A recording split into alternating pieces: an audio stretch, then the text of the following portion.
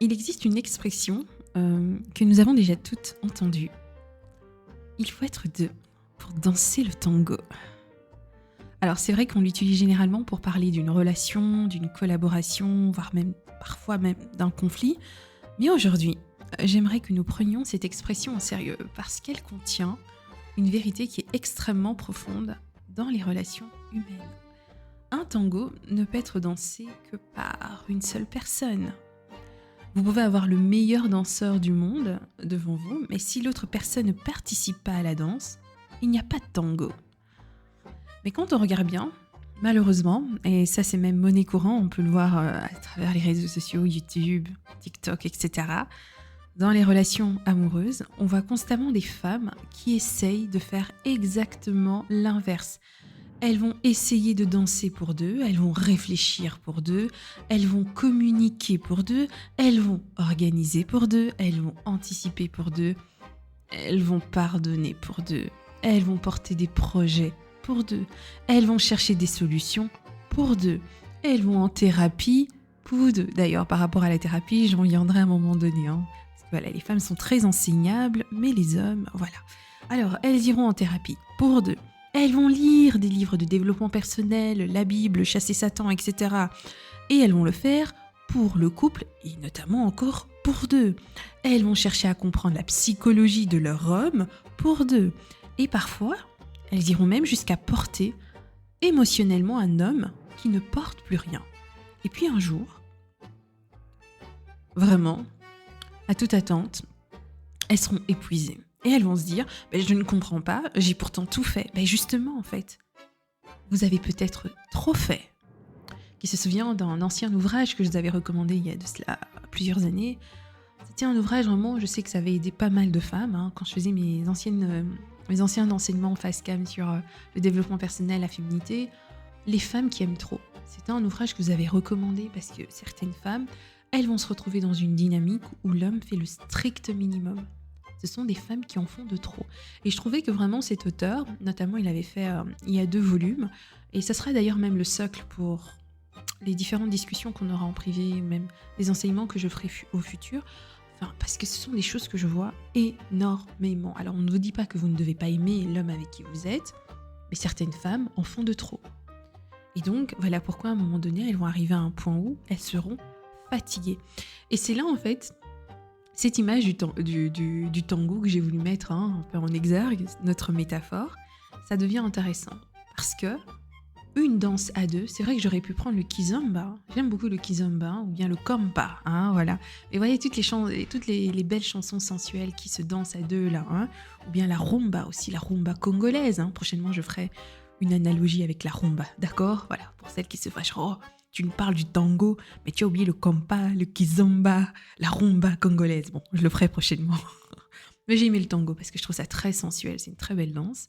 Alors, quand on regarde bien, toute chanson, toute danse comme le tango, le kizomba, le kompa, la rumba congolaise, ces danses qui se font à deux, ça va devenir profondément déséquilibré lorsque un des partenaires commence, notamment la femme, va commencer à essayer de faire les mouvements de l'homme, faire les mouvements de l'autre. Alors, imaginez une femme qui danse avec un homme. L'homme ne bouge pas. Alors, qu'est-ce qu'elle fait? Elle le déplace. Il ne sait pas où aller. Alors, qu'est-ce qu'elle fait? C'est elle qui va décider de la direction. Alors, il ne prend aucune initiative. Alors, c'est elle qui va prendre toutes les initiatives.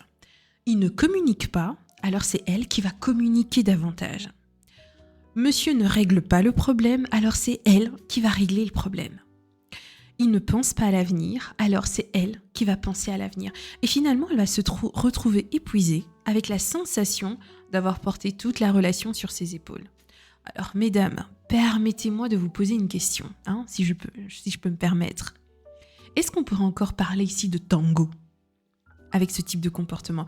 Ou est-ce que c'est devenu une femme qui danse autour d'un homme qui, lui, est inerte? Il ne bouge pas, il est immobile. Et c'est précisément ce que nous allons aborder tout au long de cet enseignement. On va parler un peu de liens, on va faire un peu en lien avec la sociologie, parce que vous savez que j'adore ça. On va parler un peu des rôles sociaux. Ouais, parce qu'on vit dans une société, voilà, on nous a mis un peu des rôles en fonction de notre genre. On va aussi parler un peu de socialisation masculine et féminine, hein, confère mes anciens enseignements sur la féminité, donc je vais rajouter une petite dose comme ça à ma sauce. On va parler aussi de pouvoir, parce que vous savez que j'aime et j'adore les jeux de pouvoir. On va parler de charge mentale, oui. Il y a une très grande charge mentale qui est vraiment demandée aux femmes, qui est même, je veux dire, infligée aux femmes, la charge mentale. On va parler de confiance en soi, on va parler un peu de responsabilité, on va parler un peu de psychologie qui se passe derrière les relations. Et surtout, on va s'intéresser à une question qui peut être extrêmement inconfortable pour beaucoup de femmes qui vont écouter cet enseignement. Alors ma question est celle-ci. Pourquoi est-ce que certaines femmes deviennent-elles progressivement responsables du fonctionnement qui concerne leur couple? Et je parle même du fonctionnement entier de leur couple. Et pourquoi certaines, donc parmi ces femmes-là, elles vont finir par croire que si elles cessent de porter la relation va mourir. Alors on va commencer par le commencement, il faut bien un début dans un enseignement. Alors, comme je l'ai dit en intro, le tango c'est une danse à deux, comme le compa, comme le kizomba, comme la rumba congolaise. Et dans sa forme traditionnelle, notamment du tango, il existe une asymétrie des rôles. L'un va initier et guider davantage le mouvement, et l'autre, qu'est-ce qu'il fait? Il va recevoir cette impulsion, l'interpréter et y répondre. Et cette asymétrie ne signifie pas que l'un serait supérieur à l'autre, notamment que l'homme serait supérieur à l'autre, mais ça signifie simplement que les deux partenaires n'accomplissent pas exactement la même fonction au même moment. Et cela nous permet d'introduire une distinction fondamentale. L'égalité ne signifie pas identité. Deux personnes peuvent avoir la même valeur tout en ayant des responsabilités bien différentes. Et dans une équipe, notamment dans un couple, tout le monde peut être également important sans occuper le même poste. On est d'accord, voilà. Quand on regarde aussi tout ce qui est musical, parce que j'aime beaucoup la musique, la musique classique, etc., tout ce que vous voulez, regardez même un concert. Regardez le concert de Fally Ipupa, concert de Koffi Olomide, tous ces concerts-là, concert de Joey Douet-Filet, voilà, vous voyez, tous ces chanteurs-là modernes, voilà. Tous les musiciens peuvent participer à une musique, mais ils ne jouent pas nécessairement le même instrument, voire même les mêmes percussions, etc. Moi, j'aime beaucoup les percussions congolaises, c'est tac, tac, tac, tac, avec la hanche et tout, voilà. Et si je fais le lien avec le tango, les deux personnes vont danser ensemble sans nécessairement effectuer les mêmes mouvements. Et c'est ça, en fait, la complémentarité. Voilà pourquoi on dit que dans un couple, c'est un couple qui, normalement, on est censé se compléter. Attention, quand je parle de complémentarité, ça ne fonctionne que lorsque les deux personnes jouent réellement leur rôle respectif. Si l'un des deux, notamment une des personnes de ce couple, cesse de participer, alors l'autre ne peut pas éternellement compenser ce manque. Et c'est exactement ce que nous retrouvons dans certaines relations amoureuses. Et je vais un peu faire travailler votre imagination. Vous savez que j'aime faire ça. Imaginez cette situation. On a une femme qui travaille. Qu'est-ce qu'elle fait? Et ça, c'est le cas de beaucoup de femmes actuellement. Donc, elle travaille de 8 à 17 heures, imaginons 8-16 heures. Elle gère la maison, elle s'occupe des enfants, elle prend les rendez-vous, elle organise les vacances, elle pense aux anniversaires, elle planifie les dépenses, elle va rappeler à son conjoint ses obligations, elle va anticiper les besoins de son conjoint, elle va lui demander ce qu'il veut faire, elle va lui proposer des solutions lorsque celui-ci va rencontrer un problème professionnel. Elle va l'encourager, elle va l'aider financièrement, elle va essayer de comprendre ses émotions. Et elle lui demande régulièrement « Mon petit cœur, est-ce que tout va bien entre nous? Tu penses que ça va? Parce que je te sens un peu distant. Qu'est-ce que tu veux, mon amour ?» Voilà, elle est toujours en train de lui demander « Est-ce que ça va bien entre nous ?» etc. Elle va proposer de discuter, elle va proposer une thérapie, oui, elle va proposer une thérapie, elle va chercher des livres, elle va aller lire tous les livres de développement personnel, de Lise Bourbeau, etc., les quatre accords Toltec. Toute sa bibliothèque est remplie de développement personnel sur l'intelligence amoureuse, comment gérer les relations toxiques, comment gérer la manipulation, comment gérer les pervers narcissiques. Elle a tous les livres de développement personnel, elle les connaît par cœur. Elle va chercher des livres, comment améliorer la relation, comment améliorer la communication. Dans son étagère, dans sa bibliothèque, il y a au minimum 50 livres pour travailler la communication au sein du couple. 50 livres, et je n'exagère pas. Et donc, elle va également après s'abonner à une chaîne YouTube où on parle des relations amoureuses ou non. Non, cet homme il est toxique. Oh non, il te punit. Non, il a un attachement évitant. Oh non, toi tu as un attachement anxieux. Elle va suivre toutes les vidéos de YouTube qui expliquent les attachements, les traumas, le problème de communication, la perversion narcissique. Donc, elle regarde toutes ces vidéos-là. Donc, son YouTube, quand elle regarde une playlist de plus de 400 vidéos sur les relations amoureuses, elle écoute également des podcasts et elle va tenter de sauver la communication. Et lorsqu'il y aura un problème, c'est encore elle qui va chercher la solution. Au début, elle va se dire, tiens, je suis simplement une femme qui a investi dans ma relation. Il faut que quelqu'un fasse bien les choses. Et puis, elle va se dire, si je ne le fais pas, personne ne le fera. Et finalement, vous savez, elle va arriver à un autre point. Elle va se dire, pourquoi est-ce que je suis toujours obligée de tout porter ? Mais c'est ça, en fait, le paradoxe que je vais mettre en avant. Vous allez voir que ce type de femme, elle est parfois devenue indispensable au fonctionnement du système qu'elle-même dénonce. Parce que lorsqu'une personne compense systématiquement les insuffisances de l'autre, et notamment le manque d'investissement de l'autre, elle peut, sans s'en rendre compte, et je dirais même involontairement, permettre à cet homme de rester insuffisamment engagé. Et ce phénomène existe aussi dans de nombreuses dynamiques sociales. Lorsqu'une personne va prendre systématiquement la responsabilité laissée vacante par une autre, la première va devenir surchargée, tandis que la seconde personne peut rester relativement passive. Et cela va produire une dynamique extrêmement dangereuse. Plus elle fait, moins l'autre sera obligé de faire. Et plus il fait peu, plus elle va penser qu'elle doit faire. Parlons maintenant de la charge mentale. Alors, lorsque nous parlons de charge mentale dans le couple, on pense souvent au travail concret, notamment faire les courses, faire le ménage, préparer le repas, s'occuper des enfants. Mais il y a une grande partie de la charge mentale des femmes qui est invisible. C'est penser qu'il faut penser. Je m'explique. Alors, la femme ne fait pas seulement les courses. Elle pense. Il n'y a plus assez de lait. Oh, les enfants ont besoin de chaussures. Ah, il faut prendre un rendez-vous chez le médecin. Ah, il faut payer cette facture. Ah, il faut renouveler cette inscription. Il faut prévoir les vacances. Il faut penser aux cadeaux de ma belle-mère. Il faut vérifier les assurances. D'ailleurs, vous faites des cadeaux à vos belles-mères. Est-ce que votre mari fait des cadeaux à vos mamans, à vos parents? D'ailleurs, je pense que dans l'avenir, je ferai un podcast comme ça à ce sujet. Je ferai des femmes que vous cassez beaucoup pour votre belle famille. Ce sont eux qui doivent vous offrir des cadeaux, hein. Vous êtes là, vous supportez les caprices de votre homme. C'est vous qui supportez tout. Hein. Des fois, la nuit, vous n'avez pas envie de dormir. Il vous demande de faire tchoukou dans le lit. Et c'est encore vous qui devez... Pourquoi vous êtes toujours en train de vouloir acheter l'amour de la belle famille ? Tout le temps. Et je vois des femmes tout le temps en train de donner des cadeaux à leur belle famille. Est-ce que eux se prennent la peine de vous faire des cadeaux ? Ah tiens, belle-sœur, j'ai pensé à toi, je t'ai acheté ça. Ou bien, ah tiens, ma belle-fille, j'ai pensé à toi. Non, eux ne vous offrent rien alors que c'est vous qui supportez la maladie, des fois le mauvais caractère de leur frère ou de leur fils, mais c'est vous encore qui devez toujours aller donner... Attendez, j'ai beaucoup de choses à dire à ce sujet, mais ce sera l'objet d'un prochain podcast. Hein. On va y aller piano, hein. D'accord, piano. Donc, si vous encore qui devez passer aux cadeaux qu'il faut donner à la belle famille alors que vous ne recevez jamais de cadeaux, hein. Ensuite, il faut vérifier les assurances, il faut organiser la semaine et... Vous allez voir que ce type de femme va devenir progressivement la gestionnaire générale du foyer. Vous devenez gestionnaire. Et il y en a même qui sont fiers d'être gestionnaire.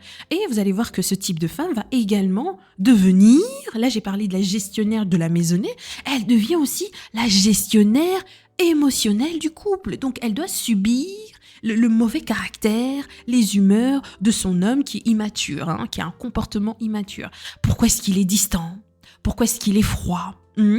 Est-ce qu'il est stressé ? Peut-être qu'il traverse quelque chose. Peut-être qu'il faudrait que je lui parle davantage. Comment est-ce que je peux l'aider ? Est-ce que je devrais peut-être lui laisser un peu plus d'espace ? Peut-être que je devrais être un peu plus douce, être un peu plus féminine. Comme ça, je le laisse dans sa pleine féminité parce que je le trouve très distant. Peut-être parce que je prends trop de place. Peut-être que je devrais mieux communiquer. On doit travailler notre communication. Dans notre couple, ça ne va pas. Je pense que vraiment, il y a un problème de communication. J'assure, je ferai ce podcast sur la communication. J'ai envie de vous dire, et ça va être un podcast assez frontal et je pense que ça vous plaira lorsque je me mettrai devant la caméra. Je dis que je reviens devant la caméra, mais beaucoup de situations dans le couple, ça n'a rien à voir avec le problème de communication. C'est juste que l'homme, il en a rien à foutre. Le mot, il est assez frontal, il sera cru, je pense que je vais même nommer le titre de ce podcast, il en a rien à foutre. C'est fort, mais il en a rien à foutre. Ce n'est pas un problème de communication. Vous avez communiqué, vous avez utilisé toutes les clés du développement personnel, vous avez prié, vous avez chassé les satans, vous avez chassé les démons, vous avez tout fait, mais il y a toujours un problème de communication, ça va faire 5 ans, 6 ans, 8 ans, 10 ans, 15 ans, 20 ans, vous êtes toujours avec la personne et vous vous dites toujours que c'est un problème de communication. Non, c'est juste qu'il ne veut pas fournir d'efforts, il en a rien à foutre. Bon, ce n'est pas l'objet de ce podcast. Et donc, vous voyez que vous êtes toujours constamment en train de gérer, parce que vous devenez aussi une gestionnaire émotionnelle de ce couple. Et vous voyez ce qui vient de se produire, c'est que cette femme-là, après le fait de réfléchir à toutes ces questions-là, elle va devenir responsable non seulement de ses propres émotions, en sachant que nous, en tant que femmes, nous avons déjà une multitude d'émotions à gérer en fonction de notre cycle menstruel, etc. Donc non seulement on doit se gérer nous-mêmes, gérer nos émotions, et ajouter à cela, on doit gérer encore un homme qui a du mal aussi à se gérer. Donc vous devez aussi gérer les émotions de votre homme. Attendez, mais c'est quelque chose de fort. Donc, si je continue dans mon raisonnement, si on fait un lien maintenant avec la sociologie, quand on s'intéresse à la sociologie, cela va nous permettre de comprendre que ces comportements ne sortent pas de nulle part comme ça. Les êtres humains, notamment les hommes et les femmes, ont été socialisés. C'est-à-dire qu'on apprend progressivement ce que notre environnement va considérer comme approprié pour le sexe masculin ou le sexe féminin. On va également aussi, on va apprendre aussi qu'est-ce que notre environnement attend en fonction de notre classe sociale, de la famille dont nous sommes issus, mais également de notre milieu culturel. Et dans de nombreux contextes sociaux, les filles sont davantage encouragées à être attentives. Qui se rappelle, d'ailleurs, c'est un enseignement que vous pouvez retrouver sur YouTube dans l'espace membre, donc si vous êtes membre payant, ou bien dans la plateforme privée. D'ailleurs, il faut que je vérifie que je l'ai bien, parce qu'il reste encore 30% du contenu YouTube qui n'est pas encore transféré de l'autre côté. Mais j'avais fait un podcast différent sur les femmes neurodivergentes et les femmes neuroatypiques. Vous vous souvenez ? Voilà, je reviens sur ça parce que les femmes qui correspondent à l'archétype justement des neuroatypiques, elles ont toujours cette tendance, alors je vous prie de m'excuser, vraiment, je n'ai rien contre vous, mais elles ont toujours cette fâcheuse tendance à faire passer les autres avant elles. C'est elles qui vont toujours être très serviables, parce que c'est ce qu'on attend de la femme, qu'elle soit extrêmement serviable. C'est elle qui doit anticiper le comportement de l'autre. C'est elle qui doit toujours prendre soin des autres avant de prendre soin d'elle-même. C'est elle qui doit absolument maintenir l'harmonie. Donc déjà, il y a un environnement où c'est le chaos, mais on va vous demander, vous, en tant que rôle, de venir et mettre la paix dans ce milieu chaotique. Donc c'est vous encore qui avez la responsabilité de mettre la paix dans un environnement qui est déjà chaotique, avant même votre arrivée. Donc, voilà. Donc, il faut maintenir l'harmonie, c'est vous qui devez remarquer les besoins des autres. Voyez comment on a socialisé la femme. Et les neuroatypiques, les femmes neuroatypiques, elles ont toujours c'est aussi une qualité d'être extrêmement accommodantes. Extrêmement accommodantes. Donc, on va tenter de mettre l'autre à l'aise, de remarquer les besoins des autres. Et donc, vous allez voir qu'une fille, très tôt, on va lui apprendre à être très gentille, à penser aux autres, à aider sa maman, chose qu'on va pas forcément demander à l'homme. Donc, aide ta maman, occupe-toi de tes frères et sœurs. En plus, l'enfant, on le parentifie déjà. Donc, l'enfant n'est même pas adulte déjà à l'âge de 4-5 ans.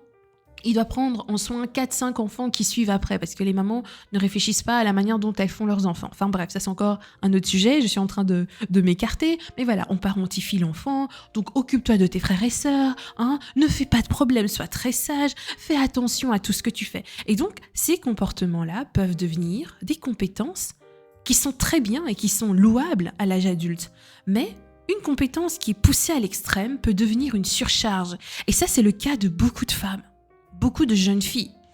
La capacité à prendre soin peut devenir aussi une obligation de tout prendre en charge. C'est comme une discussion que j'ai eue, je fais un petit lien, avec une grande sœur. Elle m'expliquait une situation qu'elle vivait dans sa vie personnelle, conjugale, etc. Et puis, il y a les personnes, bon, vous connaissez le milieu religieux, etc. Quand elle est partie expliquer, avoir des conseils et tout, ceux-ci m'ont dit, mais non, mais tu dois prier davantage. Tu dois prier davantage, tu vois. La femme sage bâtit sa maison. Et à ce jour, je déteste ce verset. Vous ne pouvez même pas imaginer. Non mais Lady Shiglam ne parle pas comme ça. Je déteste ce verset. Combien de fois on n'a pas dit à la femme sage, c'est quoi ? Bâtis ta maison. Femme sage, bâtis ta maison. Mais si la femme fait sa part et que l'homme ne fait pas sa part, un peu comme le jeu du tango, ça va être compliqué.